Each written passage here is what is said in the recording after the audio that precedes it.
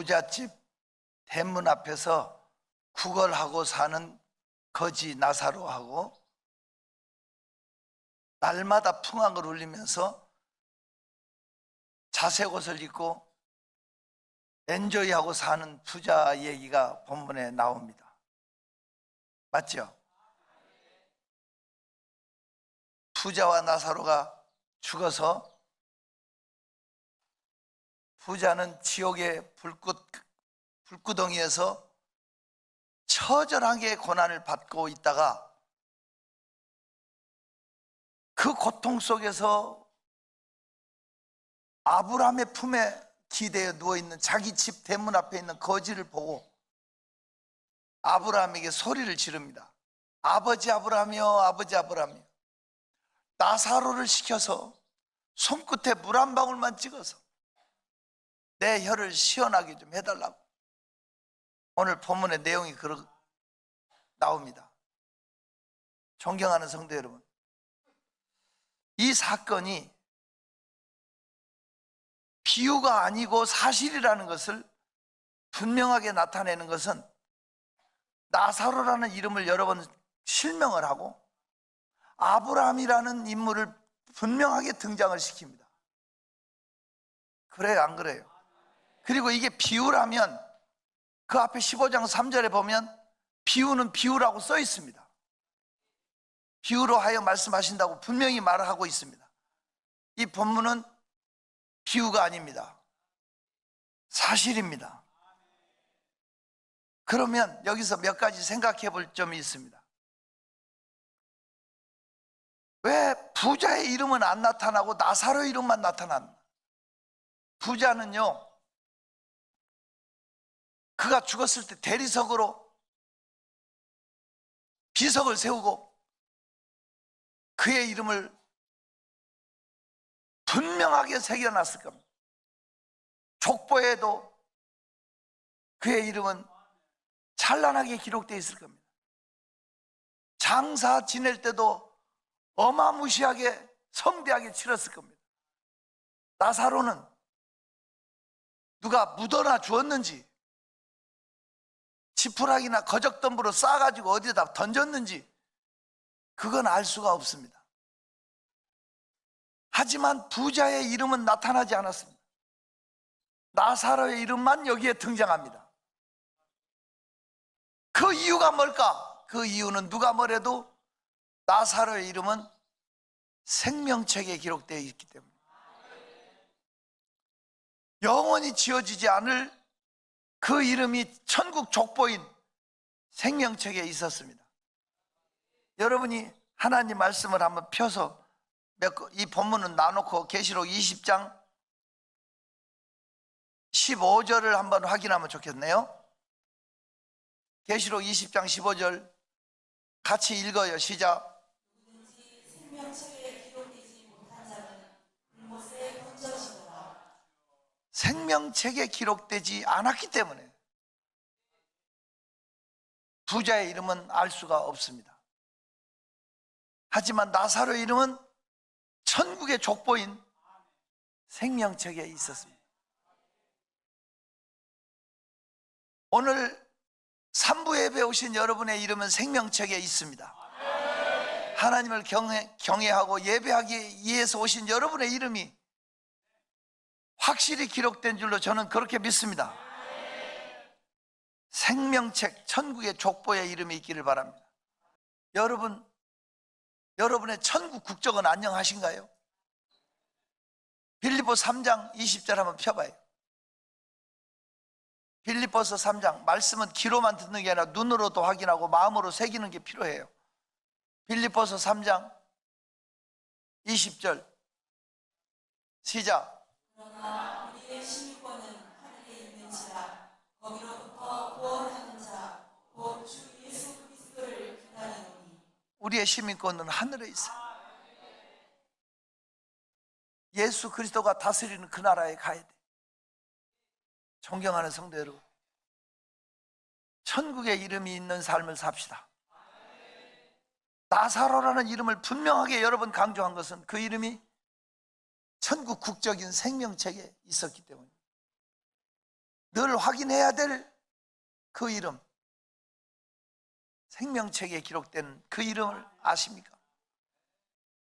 송명이 내성 장애아 되신 그분이 쓴 시가 얼마나 놀라운지. 사람들 앞에서 유명해짐으로 기뻐하지 마라.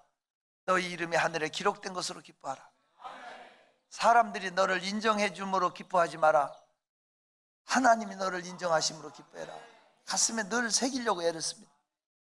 오늘 저와 여러분이 생명책의 이름이 있기를 바랍니다. 그는 따라합시다. 거지였으나, 더 크게, 거지였으나 믿음을 지켰다. 거지였으나. 여러분, 무엇 때문에 우리의 믿음을 흔들려야 됩니까? 마태복음 1장을 한번 펴보세요. 마태복음 1장 폈어요? 여기는 아브라함부터 시작되는 예수 그리스도의 족보가 나오잖아요. 아브라함부터 다윗에 거쳐서 예수까지 오는 족보가 나오잖아요. 그런데 놀랍게도 이 족보가 정말 성경에 신뢰를 줍니다. 우리들은 우리 족보를 보면 되게 유명한 누구 몇 대손 뭐 이런 걸 강조하려 하지만 아브라함과 다윗의 자손 예수의 족보는 추해요. 며느리하고 시아버지 사이에서 애가 나오기도 하고 기생도 족보에 들어가고 그래요, 안 그래요? 이방 여인도 들어가고 막 그러잖아요. 그러기에 진실하다는 거예요. 너 같은 죄인도 구원받을 수 있는 선민의 족보에 올라갈 수 있다는 거예요. 알아들어요? 이 족보는 이방인의 족보, 여인의 족보, 죄인의 족보 그 자체가 말하기가 참 여러 가지가 많이 있어요. 그런데 제가 노예의 족보라고 하면 어떻게 생각하세요? 17절 한번 읽어보세요. 17절 시작. 모든 그리스도가 아브라함부터 다윗까지 14대요. 다윗부터 바벨론으로 사로잡혀갈 때까지 14대요.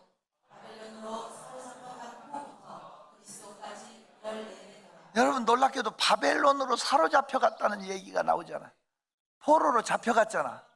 전쟁 포로는 노예입니다. 주권이 없습니다.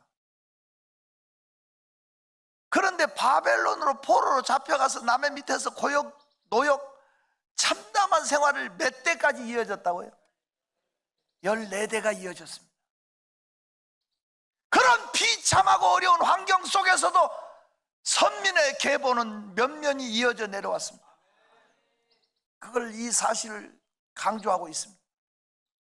여러분 삶의 현장이 아무리 고달프고 아무리 짜증나고 아무리 힘들어도 믿음만은 지켜야지. 나사로는 거지였으나 믿음을 지켰습니다. 제가 어려서 서울역 앞에서 신문을 돌리던 일이 있었습니다. 그래도 감사한 건 제가 신문 돌린 일은 하나님 앞에 작정 헌금하려고, 작정 헌금 갚으려고 헌금했다는 게 감사하잖아요. 그 때문에 신문을 돌리면 만리동 꼭에 광명인쇄소에서부터 신문 넣기 시작해서 복내동으로 서부역 철도청 길 건너 대우빌딩 앞으로 해서 우남빌딩으로 신문 넣는 게 길 건너 남대문로 소공동 제 구역입니다. 그 길들을 뛰어다니면서, 그런데 남대문로로 건너가는 길에 서울시청 앞에 건너편에 육교가 있어서 지금은 그 육교가 없어지고 지하도로인지 고가도로 뚫렸습니다만 이게 육교가 그때 있었다고. 육교가 제법 큰 육교인데 사람들이 수없이 다니는 그 육교 올라가면 입구에 머리가 하얀 할아버지가 구걸을 하고 있어요. 되게 구걸하면 이렇게 애처로운 표정으로 이렇게 되게 있잖아요. 이 할아버지는 단정하게 있고 조그마한 에베상을 펴놓고 성경책을 항상 읽고 있어. 줄라면 주고 말라면 말라지. 항상 의연하게 앉아서 성경책을 펴놓고 읽고 있는 그 모습이 산신령같이 보였어요. 저 사람 거지도 당당하네, 이런 생각을 해봤어요. 여러분, 어차피 거지였지만 그는 믿음을 지켰던 나사로같이 멋있는 사람, 거지도 전도가 되는구나, 이런 생각도 해봤다니까요. 힘드십니까? 어렵습니까? 당당하게 신앙생활 하십시오. 믿음 지킵시다. 어려운 시대를 살아가는 여러분, 어디 이렇게 집회를, 저는 전국을 매주 다니는데 어느 상가나 어디를 가도 거의 문 닫혀 있고 폐업하고 그런 것들이 너무 많더라고요.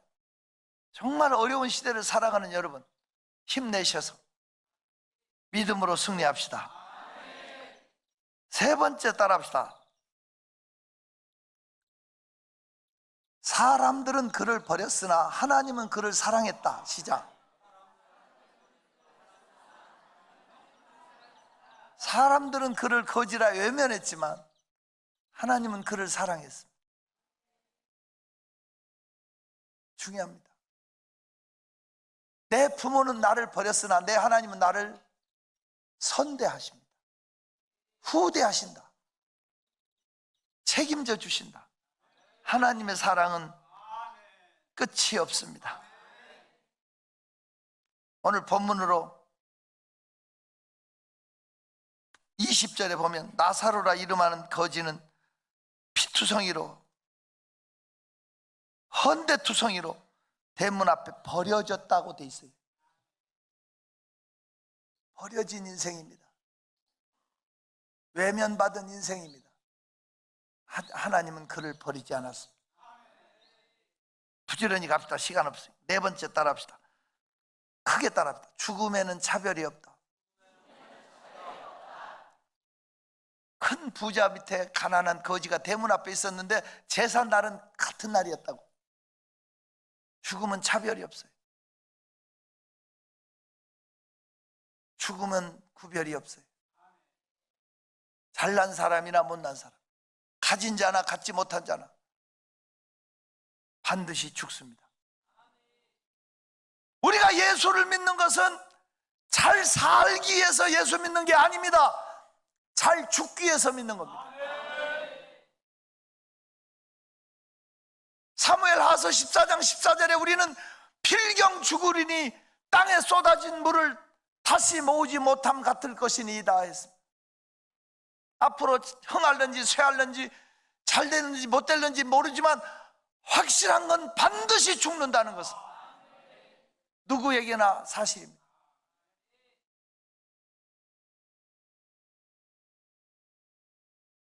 다섯 번째 따라합시다. 큰 소리로 따라합시다. 죽음은 끝이 아니라 시작일 뿐이다. 죽음은 끝이 아닙니다. 새로운 세계가 시작되는 것을 성경은 보여줍니다. 끝이 없는 지옥의 불구덩이의 고통과 끝이 없는 영화로운 하늘나라의 모습이 대조적으로 드러납니다. 존경하는 성도 여러분, 죽음은 시작일 뿐입니다. 분명하게 그 사건이 본문에 기록되어 나옵니다. 죽음에는 차별이 없습니다.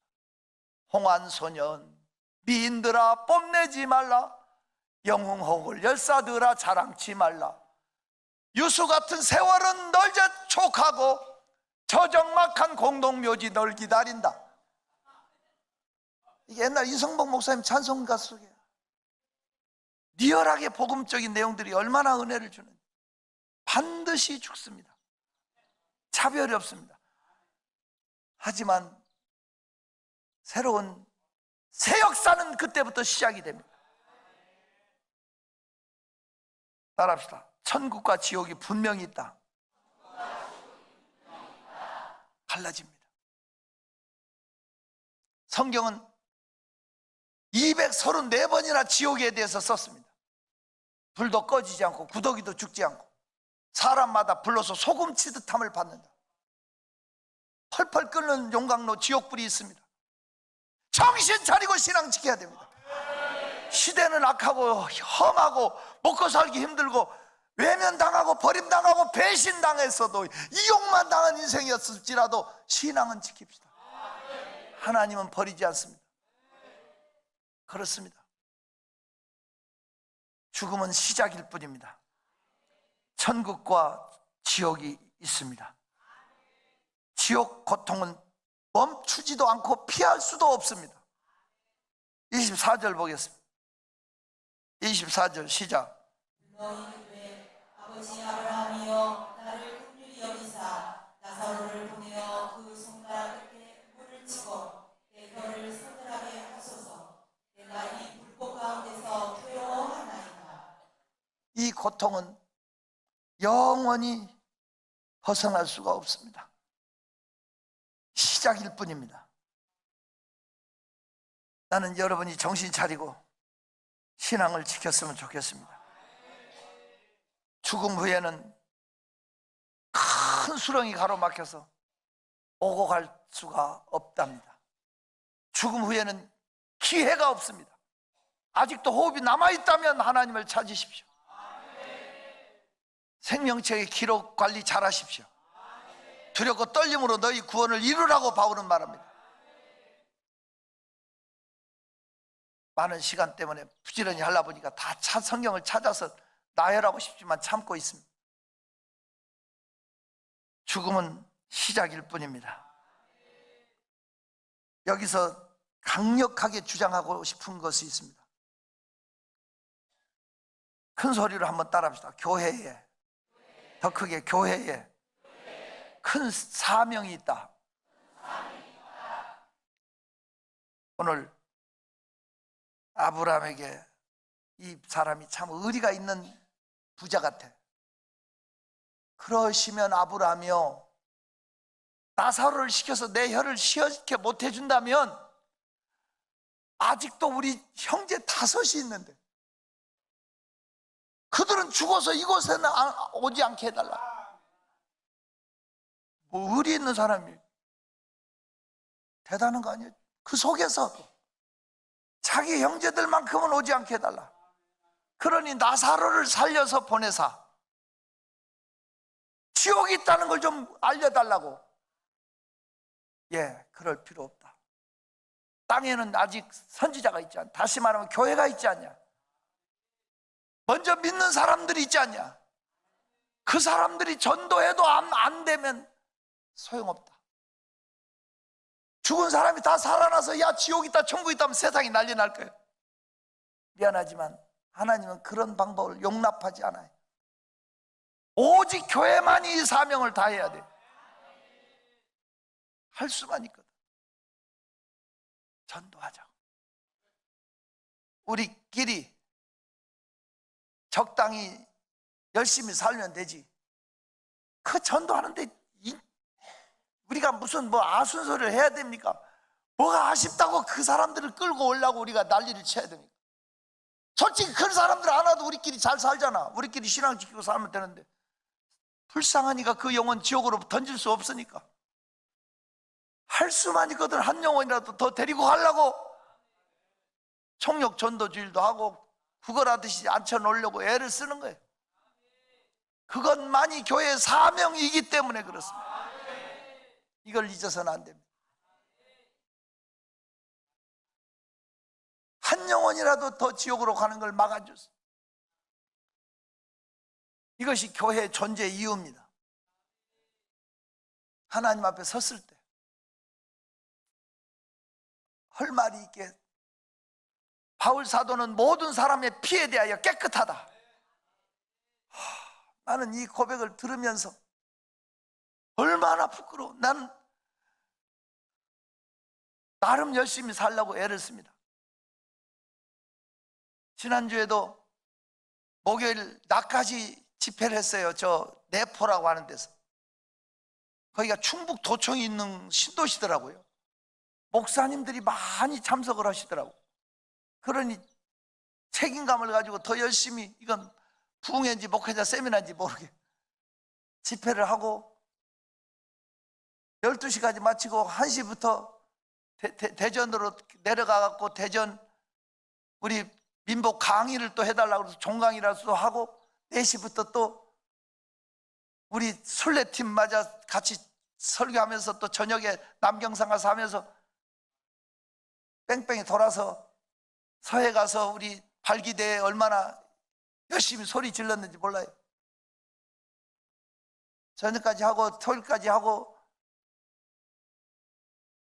오늘 나는 또 이번 주 강릉시 연합집회가 하니까 하루에 3번 연합집회를 제가 많이 했지만 그 시연합집회 이런 데는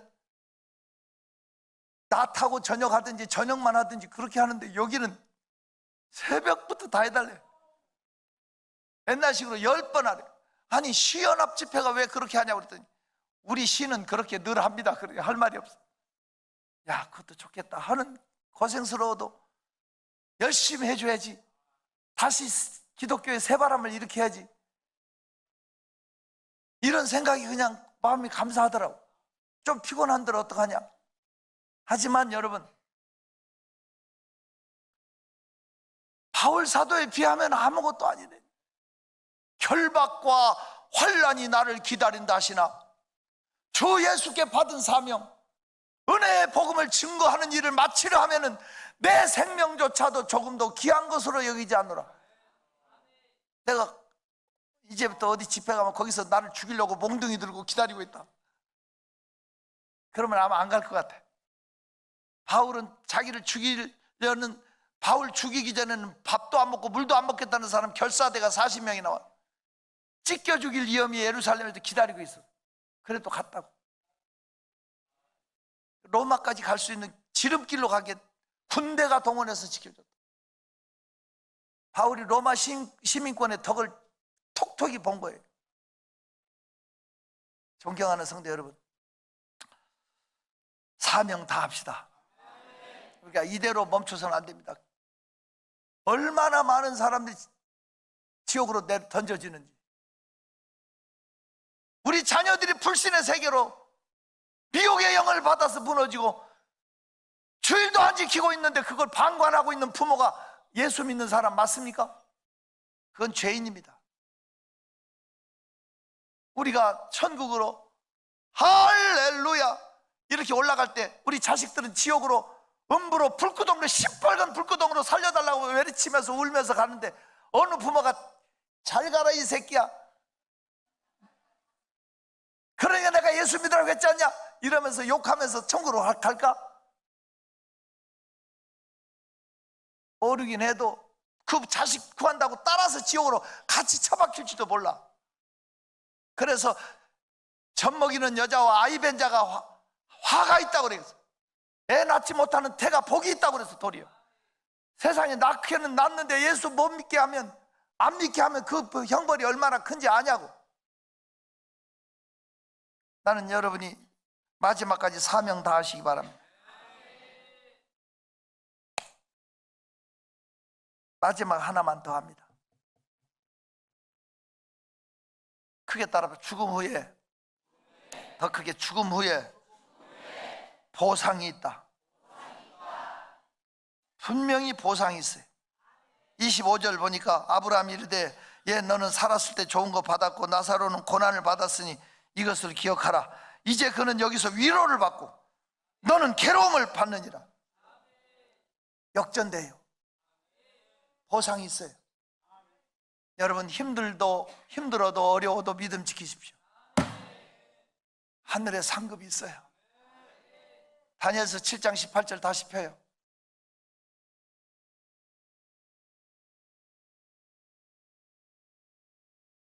읽어요. 시작. 지극히 높으신 이의 성도들이 나라를 얻으리니 그 누림이 영원하고 영원하고 영원하리라.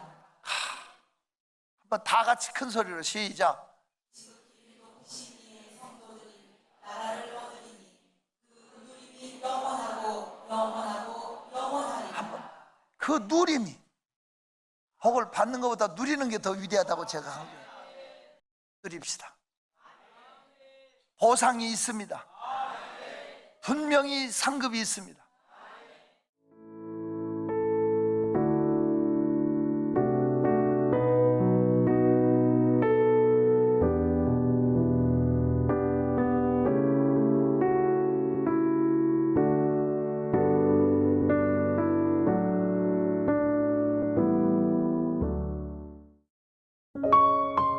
GOD Good TV